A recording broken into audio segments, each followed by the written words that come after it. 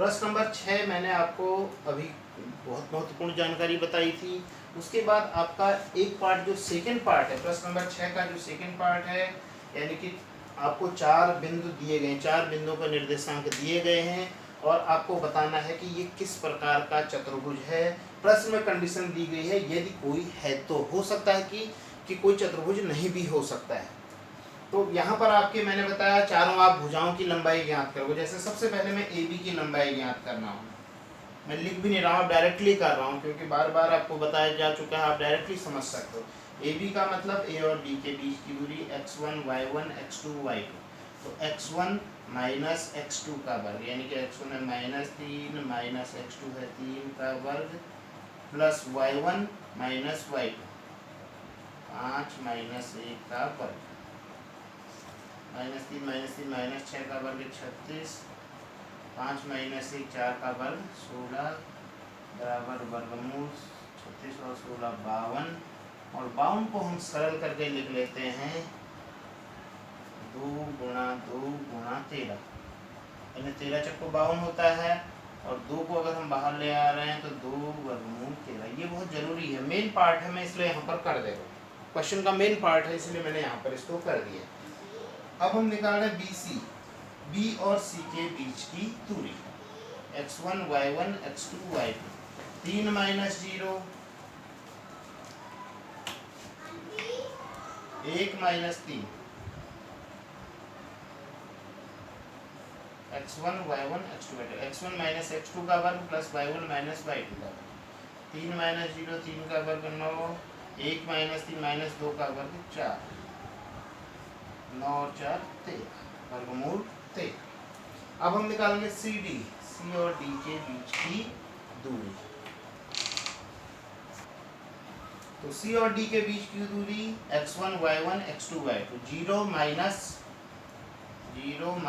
Minus 1, यानी कि plus का 1 हो जाएगा, प्लस 3 माइनस 4, यानी कि प्लस का 4 हो जाएगा। ये भी 1 का वर्ग 1, 4 और 3 7, 7 का वर्ग 49, हो जा रहा है वर्गमूल 50। इसके बाद हम निकाल रहे हैं भुजा ए डी, यानी कि ए और डी के बीच की दूरी -3, ये x1 y1 ये x2 y2। आप अपने माइंड में आप इसको बड़ा करके कर लोगे, मैं यहाँ पर बोर्ड छोटा पड़ जा रहा है, क्वेश्चन थोड़ा बड़ा होगा, इसलिए यहाँ पर सीधे शॉर्ट में कर।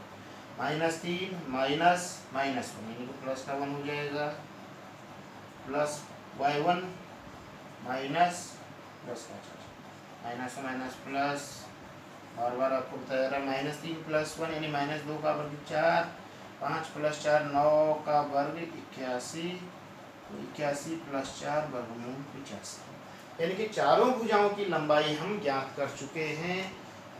अब आप देख रहे हो कि चारों भुजाओं की, न तो चारों भुजाओं की लंबाई बराबर है, न आमने सामने की भुजाओं की लंबाई बराबर आ रही है।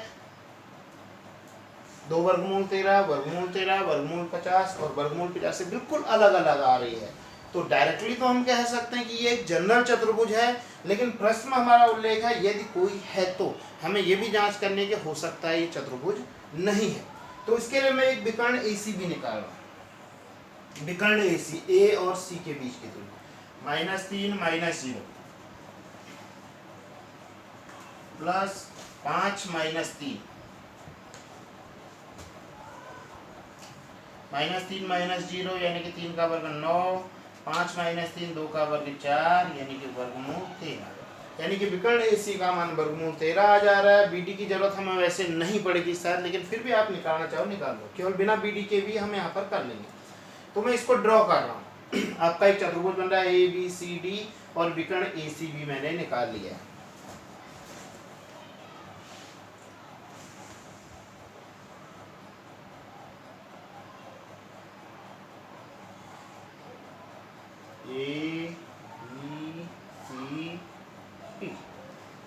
और यहाँ पर आप देख रहे हो जो AB की लंबाई है वह है 2 वर्गमूल 13 और BC की लंबाई है वर्गमूल 13, CD की लंबाई हो रही है वर्गमूल 50 और AD की लंबाई हो रही है वर्गमूल 85। और आपका विकर्ण AC की लंबाई है वर्गमूल 13। मैं एक काल्पनिक चतुर्भुज यहाँ पर ड्रॉ कर रहा हूँ, काल्पनिक है, कोई जरूरी नहीं है कि इस प्रकार का चतुर्भुज बन रहा, आपको दिखा रहा।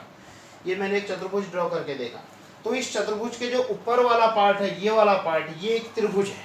आप देख रहे हो ये त्रिभुज है। इस त्रिभुज की 3 भुजाएं हो रही हैं। ये भुजा वर्गमूल 13 है और ये भुजा भी वर्गमूल 13 है और जो तीसरी भुजा है वो 2 वर्गमूल 13 है। तो हम देख रहे हैं त्रिभुज ABC में, यानी कि जो भुजा ये है BC plus AC, BC plus AC, इसका और इसका इन दोनों का जोड़ कितना हो रहा है? वर्गमूल 13 प्लस वर्गमूल 13, यानी कि 2 वर्गमूल 13।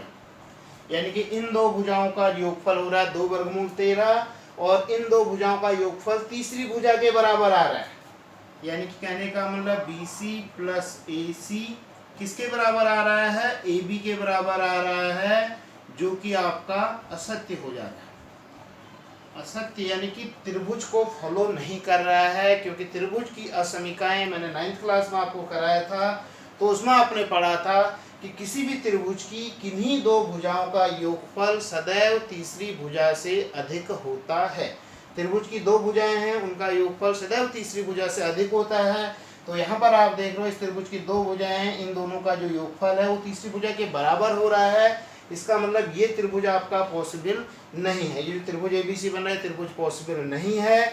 पॉसिबल नहीं है तो इसका मतलब ये जो आपका A है, B है, ये जो C बिंदु है वो इनके बीच में आ जाएगा।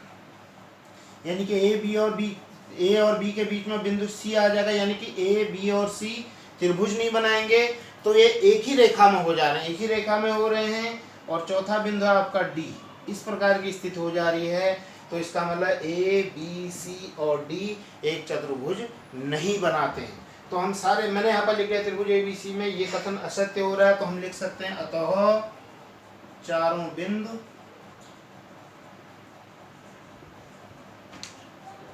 चतुर्भुज नहीं बनाते हैं,